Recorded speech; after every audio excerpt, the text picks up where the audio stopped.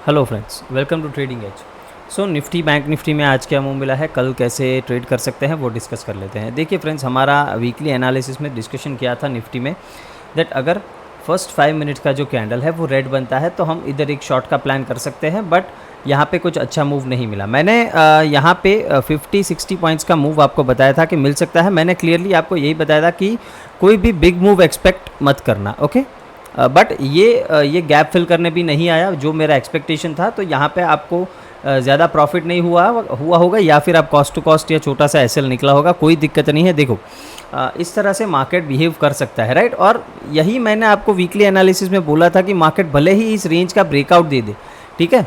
हमने ये जो एक चैनल बनाया है, ये एक राइजिंग वेज जो बनाया है, ठीक है, निफ्टी पे क्लियरली यही बताया था कि इसका ब्रेकआउट भी मिलेगा तो भी मैं कुछ बड़ा मूव एक्सपेक्ट नहीं कर रहा हूँ, राइट। बिकॉज मार्केट अभी है इस तरह से, अभी ये बजट के लिए वेट करेगा या जो भी है, I don't know. But last week जो इतनी बड़ी वॉलेटिलिटी आई थी, इसी वजह से मार्केट इतना शांत बिहेव कर रहा है, और यही मेरा एक्सपेक्टेशन था। बिकॉज मार्केट थोड़ा अभी मुझे ओवर स्ट्रेच लग रहा है, ठीक है। यहाँ से थोड़ा पुल बैक देके अगर ये ऊपर जाता तो मैं डेफिनेटली अच्छा मूव एक्सपेक्ट करता, थोड़ा ट्रेंडिंग मूव एक्सपेक्ट करता। बट ना ही मार्केट में कोई अच्छा पुल बैक आ रहा है, ना ही कोई रैली आ रही है, सिर्फ गैप अप गैप डाउन हो रहा है और एक रेंज में फिर फंस रहा है। तो यही दिक्कत है, इसीलिए मैंने बताया था कि ऑप्शन सेलिंग करना। देखो अगर मॉर्निंग में 1 घंटे के बाद मतलब 10 बजे के आसपास आप चार्ट को देखते तो क्लियरली आपको ये एक रेंज मिल गया था, आपको कुछ नहीं करना था। यहाँ पे कॉल, यहाँ पे पुट शॉर्ट कर देते, बहुत ही तगड़ा पैसा बनता, आराम से 1-2% का आपको प्रॉफिट जो भी आपका कैपिटल है उस पर हो जाता, राइट। यही चीज़ मैंने की थी ना। एनीवेज देखो, एक और ट्रेड हमने बढ़िया सा कैच किया था निफ्टी बैंक निफ्टी दोनों में। देखो ये यहाँ पे अगर आप देख रहे हो तो ये जो ऑरेंज बॉक्स है ये है वॉल्यूम इम्बैलेंस। इसको मैं हटा देता हूँ ताकि आपको क्लियरली दिखाई दे, ठीक है। देखो ये है वॉल्यूम इम्बैलेंस। ये क्या है, यहाँ पे गैप है जहाँ पे प्राइस ट्रेड नहीं हुआ था, ओके। ये क्लियरली एक वॉल्यूम इम्बैलेंस है। तो जब प्राइस यहाँ पे टैप करता है तो जनरली उस डायरेक्शन में मूव देता है। क्यों? बिकॉज ये ऊपर जाते हुए बना है, मतलब ये बुलिश वॉल्यूम इम्बैलेंस है, तो उसी वजह से हम बुलिश ट्रेड लेंगे। यही ट्रेड दोनों में मिला था, ओके। निफ्टी बैंक निफ्टी दोनों में ये ट्रेड मिला था। अगर आप देखना चाहो तो बैंक निफ्टी में भी ये ट्रेड मिला था, और उसमें तो बढ़िया मोमेंटम मिला था, निफ्टी से भी ज़्यादा। और ये ट्रेड मैंने टेलीग्राम पे शेयर किया था, अगर आप जुड़े नहीं हो तो जुड़ सकते हो टेलीग्राम पे, सिंपल है। तो यहाँ पर भी देखो वही वॉल्यूम इम्बैलेंस है, उसी के टैप पे हमने एंट्री बनाई और बढ़िया सा डे हाई का टारगेट लिया।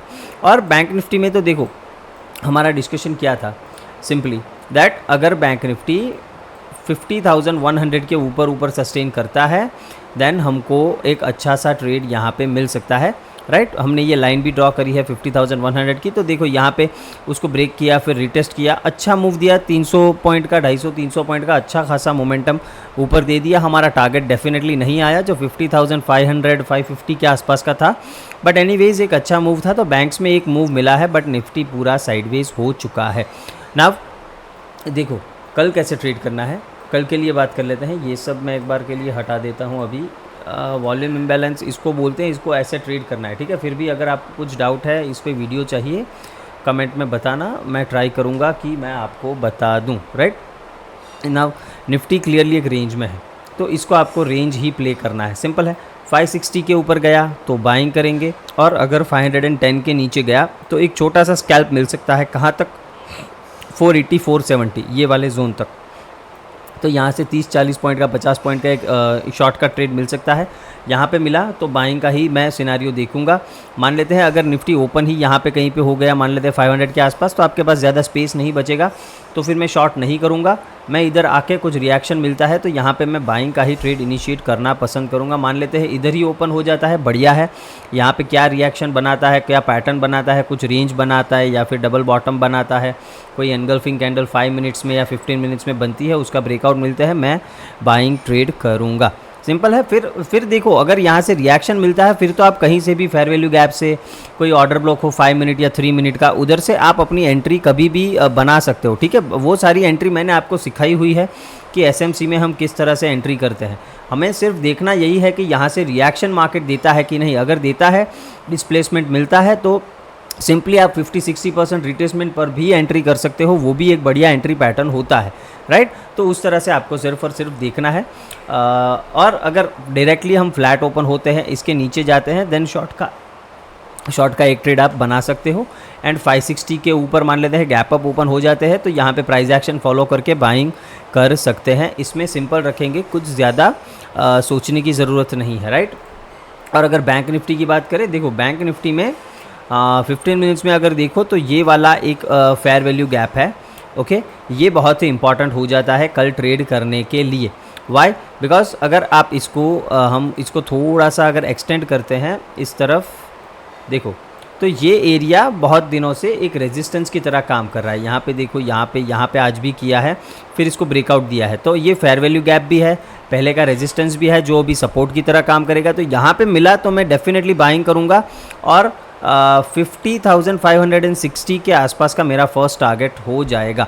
और क्लियरली बैंक निफ्टी में हमारा क्या एनालिसिस था कि अगर 50,100 के ऊपर हमें डेली क्लोज मिल जाता है, ओके, तो हम 51,100 पे जो ऑल टाइम हाई है उधर तक का टारगेट हम लेंगे। 100 के ऊपर ही है, 133 है आई गेस, तो वहाँ तक का हमारा टारगेट हो जाएगा। तो अभी आई थिंक बैंक निफ्टी उसके लिए रेडी हो रहा है। क्लोजिंग 50,100 के ऊपर ही मोस्ट लाइकली आना चाहिए। तो अगर हम मान लेते हैं इसी रेंज में ओपन हो जाते हैं, यहाँ पे मैं कुछ भी ट्रेड करना पसंद नहीं करूँगा, मैं ट्रेड नहीं करूँगा, मैं एक डिप का यहाँ तक वेट करूँगा। देखो ये एरिया एक सपोर्ट की तरह भी काम कर सकता है। ये एरिया हो सकता है बैंक निफ्टी यहाँ से सपोर्ट लेके ऊपर चला जाए। तो अगर यहाँ से सपोर्ट लेके अगर आपको क्लियरली दिख रहा है कि मार्केट प्राइस एक्शन इस तरह का बना रहा है 3 मिनट्स के चार्ट पे, 1 मिनट के चार्ट पे, तो आप यहाँ से भी ट्रेड ले सकते हो। ये एरिया, ठीक है, ये जो एक बॉक्स बना है तो इधर से सपोर्ट लेता है, स्लो एंड स्टडी ऊपर जाता है, तो फिर आप कहीं से भी यहाँ पर भी बाइंग कर सकते हो, कोई दिक्कत नहीं होनी चाहिए। बट अगर मार्केट यहाँ से रिएक्ट करके स्टॉप लॉस हिट करता है या डायरेक्टली इधर आ जाता है, गैप डाउन ओपन होता है, इस एरिया में मैं कंपलसरी डेफिनेटली बाइंग करूँगा। इससे थोड़ा सा नीचे 10-20 पॉइंट का नीचे एसएल लगा दूंगा और 50,560 का मेरा फर्स्ट टारगेट होगा। उसके ऊपर कैसे ट्रेड करना है मैं अभी बता देता हूँ। मान लेते हैं मार्केट गैप अप ही ओपन हो जाता है यहाँ पे, तो आप definitely directly first green candle पे बाई का एंट्री बना सकते हो, कोई दिक्कत नहीं होनी चाहिए उसमें, राइट। बिकॉज ऊपर हमारे पास स्पेस बचेगा 150 पॉइंट जितना, तो कोई दिक्कत नहीं होनी चाहिए ना। अब यहाँ पे अगर आप देखोगे 15 मिनट्स के चार्ट पे, तो ये एरिया जो 560 का है वहाँ पे पड़ी है लिक्विडिटी, ठीक है, ये लिक्विडिटी है। तो अगर कुछ ज़्यादा गैप अप ओपन हो जाते हैं, मान लेते हैं 500 के आसपास ही ओपन हो जाते हैं, तो फिर मैं यहाँ पे ट्रेड करना पसंद नहीं करूँगा। मैं देखूँगा कि इस लिक्विडिटी को टैप करके मार्केट थोड़ा पुल बैक दे, फिर पुल बैक के बाद मैं बाइंग की पोजीशन बनाऊँगा। बिकॉज हो सकता है कि ये लिक्विडिटी स्वीप करके मार्केट पूरा रिवर्स हो जाए, बैंक निफ्टी पूरा रिवर्स हो जाए और नीचे के डाउन ट्रेंड में आ जाए, तो यहाँ पे आप ऐसा ट्रेड भी बना सकते हो, उसमें भी कोई दिक्कत नहीं होनी चाहिए। देखो अगर bank Nifty gap up open होता है या इस लिक्विडिटी के ऊपर ही ओपन हो जाता है, इसको लेके वापस से नीचे आता है ना, तो यहाँ पे हम एक शॉर्ट का ट्रेड भी बना सकते हैं, ओके। टारगेट क्या रखेंगे? फर्स्ट टारगेट हम आज के क्लोजिंग के आसपास का रखेंगे, सेकंड टारगेट ये फेयर वैल्यू गैप है उधर तक का रखेंगे, ओके। वहाँ से फिर से एक बार मैं बाइंग ट्राई करूँगा, बिकॉज ये एरिया बहुत ही बढ़िया है लॉन्ग जाने के लिए, ये एरिया बहुत ही बढ़िया एरिया है, ओके। तो मुझे यहाँ पे बाइंग करने मिला तो मेरे लिए बेस्ट होगा। बेस्ट क्या होगा कि गैप डाउन ही इस एरिया में ओपन हो जाए, यहाँ से रिएक्शन दे, मैं बाइंग कर लूँगा। सिंपल है ना।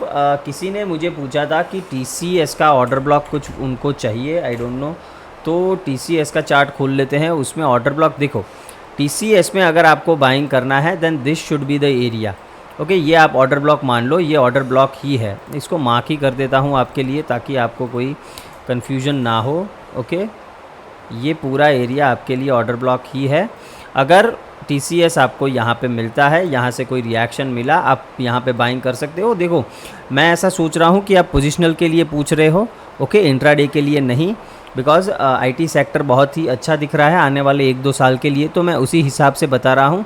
तो ये जो विक लगा है मतलब 3591, ये जो लो लगा है, इसके नीचे वीकली कैंडल जब तक क्लोज नहीं होता वो आपका स्टॉप लॉस होगा, ओके। वीकली कैंडल इसके नीचे क्लोज हो जाए तो वो आपका स्टॉप लॉस होगा अगर आप यहाँ पे एंट्री कर रहे हो। और इसका टारगेट तो ओपन है, बहुत ही मतलब आप ऑल टाइम हाई तो डेफिनेटली रख सकते हो। इसका टारगेट ये वाला तो आराम से आ जाएगा, बट इसके ऊपर भी जाने का पोटेंशियल है आने वाले 1 से 2 साल में, बिकॉज IT सेक्टर में बहुत बुलिश हूँ, राइट। और देखो मैंने यहाँ पे ये ट्रिगर भी लगाया हुआ है, ये डॉटेड लाइन दिख रही है, ये मेरा भी एक ट्रिगर है यहाँ पे। यहाँ पर मैं क्वांटिटी ऐड करूँगा अगर यहाँ से सस्टेन करके जाता है तो। तो डेफिनेटली ये एक अच्छा चार्ट दिख रहा है, आप यहाँ से बाइंग कर सकते हो। ये एरिया अच्छा ऑर्डर ब्लॉक दिख रहा है मुझे। ओके, तो होप आपका जो भी क्वेश्चन था उसका मैंने आंसर दे दिया। एनालिसिस आप सभी को एकदम बढ़िया से समझ आ गया है। ओके, मिलते हैं कल। Thank you.